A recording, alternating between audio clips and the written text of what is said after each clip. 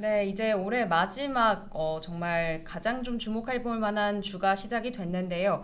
일단 이번 주 뉴욕 증시는 미국의 11월 소비자 물가 지수 이 CPI 그리고 연준의 FOMC 회의 결과에 따라 방향성이 정해질 것으로 보입니다.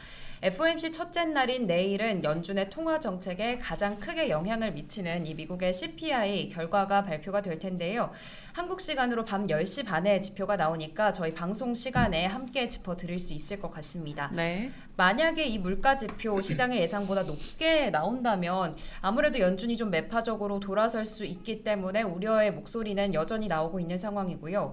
인베스팅닷컴 기준으로 예상치를 보면 이 11월 CPI 지난달보다는 0.3% 오르고 지난해 같은 기간보다는 7.3% 상승했을 거라는 분석이 나오고 있습니다.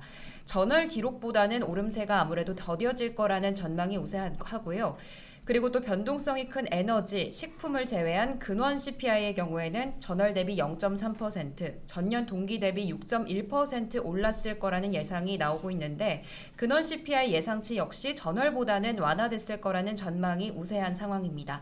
하지만 물가 상승률이 또 깜짝 상승했을 가능성 배제할 수는 없는데요. 지난주 금요일 날 발표된 미국의 11월 PPI 시장 예상치를 상회했었고요. 또 이달 초에 발표된 미국의 11월 비농업 고용지표 역시 시장 전망을 웃돌면서 여전히 좀 미국 노동시장이 견조한 게 아니냐 이런 우려도 나오고 있습니다. 네. CPI 예상치를 살펴보면서 물가 이야기를 해봤는데 대표님은 뭐 사실 물가가 어느 정도 나올 거다는 예상하기 어려운 영역이지만 네. 시장의 지난번 PPI 이후로 또 큰 흔들림이 있겠죠.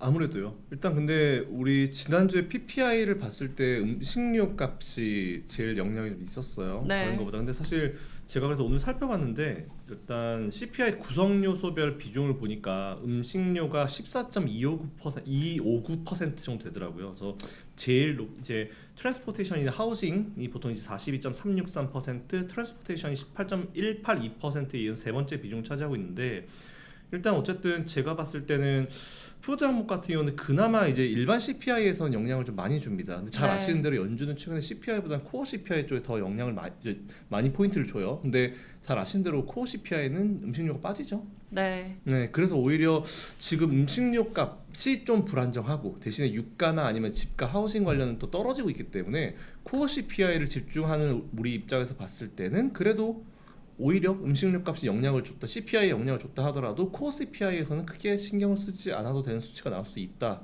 이 정도 생각이 좀 들긴 들었습니다. 근원 CPI는 좀 꺾이는 추세를 네. 기대해봐도 좋겠다라고 말씀해 주셨습니다. 계속해서 CPI 다음은 또 FOMC 회의 결과를 또 주목을 해봐야 되는데요. 네. 여전히 빅스텝에 무게가 실리는 모습입니다. 네, 연준의 올해 마지막 통화 정책 결정 회의에서 빅스텝을 밟을 것으로 현재는 전망이 되고 있습니다. 시카고 상품 거래소 페드워치에 따르면 74.7%가 연준의 빅스텝 인상 가능성에 현재는 무게를 싣고 있는 모습인데요. 따라서 12월의 금리 인상폭보다는 연준의 향후 계획에 더 관심이 집중될 것으로 보입니다. 연준이 최종적으로 금리를 어느 정도 수준까지 올릴지 그리고 얼마나 오래 유지할지가 관건이 될 텐데 연준은 이번 FOMC가 끝나고 나서 성장률, 또 인플레이션, 실업률 등등의 전망치를 담은 경제 전망을 발표하고요. 이후에 연준 위원들의 향후 금리 전망치를 또 가늠해 볼 수 있는 점도표도 함께 공개가 될 예정입니다. 네, FOMC 회의 결과에서 가장 주목해야 하는 부분 어떤 거라고 생각하세요? 이번에 사실은 금리를 얼마나 올리는지는 중요하지 않아요. 이미 50bp 확정이 됐기 때문에 뭐 네. 지금 보면은 페드워치 해밍캐스터님 말씀하신 대로 뭐 사실 높은 퍼센티지는 아니에요. 네. 74.7%밖에 안 되지만 그렇다 하더라도 이번에 50bp를 한다고 했었던 게 예전에 9월 FOMC 때부터 얘기했던 부분이어서 뭐 그거는 뭐 제쳐놓고요. 제일 중요한 거는 이제 다 플랫이죠. 점도표. 네, 점도표가 중요하고 그리고 내년에 최종 금리가 얼마까지 갈 것인가에 대한 부분인데 실제 발표된다 하더라도 여러분들이 좀 중요하게 생각하셔야 되는 부분이 뭐냐면은 항상 이제 파월 의장이 나와서 인터뷰를 할 때 밑밥을 까는 게 있어요. 이게 확정된 수치가 아니다. 네. 상황에 맞춰서 언제든지 변화가 올 수 있다라는 부분을 항상 얘기를 하거든요. 그 제가 봤을 때는 어쨌든 이번에는 금리 인상을 얼마나 하겠나 보다는 아무래도 이제 점도표에서 이제 내년에 최종 금리를 얼마로 찍느냐 사실 거기에 좀 굉장히 집중을 우리가 좀 해서 지켜봐야 될 것 같긴 해요. 근데 어쨌든 FOMC 결과 이제 인터뷰 하기 전에 CPI까지 다 확인하고 뭐 PPI는 지난주 확인했고 CPI까지 다 확인하고 들어왔는데 이미 그들은 확인을 다 했을 거예요. 네. 우리가 확인했을 거고 어차피 지난달 말이면 다 나오는 수치이기 때문에 다 확인을 했을 것이고 그에 맞춰서 FOMC 결과나 인터뷰나 이런저런 내용들이 나오고 있기 때문에 그 부분을 여러분들이 한번 체크 한번 해보시면 좋을 것 같습니다. 그래서 금리는 뭐 어느 정도 이제 우리가 평소에 생각하던 것보다는 퍼센티를 좀 낮추시고 얼마나 최저금리 찍고 다 플랫이 어떻게 나오는지 거기에 좀 집중하시면 될 것 같아요. 네. 그거에 따라서 우리나라도 바뀔 것이고 뭐 많이 분위기가 바뀔 거기 때문에 어쨌든 근데 중요한 거는 그런 것 같아요. 이번에 PPI가 좀 반등을 하게 됐지만 미국에서 인플레이션 정점을 찍은 거 맞는 것 같아요. 근데 이게 그대로 우리나라로 오냐? 저는 그건 아니라 보거든요. 우리나라가 이제 미국보다 이제 인플레이션 수치는 낮긴 하지만 상대적 수치는 낮긴 하지만 우리나라는 아직까지 내년 상반기 어느 정도 시점까지는 계속 올라갈 수 있는 그런 시점이기 때문에 네. 그건 좀 구분하셔서 생각하시는 게 좋을 것 같습니다.